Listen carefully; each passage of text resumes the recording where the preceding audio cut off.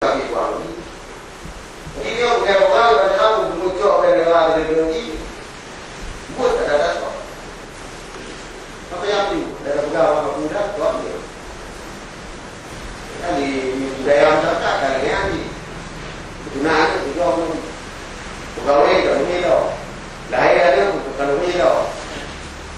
Nak jauh lagi kan boleh je. Tapi kita yang boleh juga. Kalau boleh dia boleh.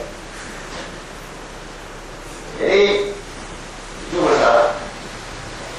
Kemudian dalam bab 4 pasal 5 ayat 1 berbunyi setiap warga negara mempunyai hak yang sama untuk memperoleh pendidikan yang tinggi. Jadi kalau dalam ayat 6 so yang mana oleh polisi. Nanti tahu di depan itu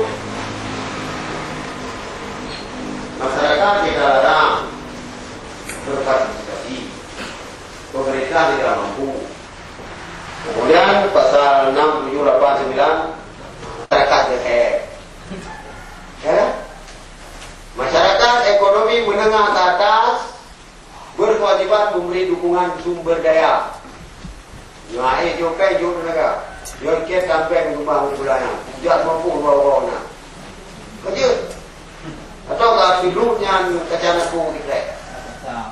Yang banyak pakai apa pula kan pakai apa? Hakiki. Karena benar hanya pakai kacana ku nya tidak dunia mentok. Ada yang apa boleh pula hanya peng. Tu kilo pot. Maka bayi pun juga pikiran di bulu.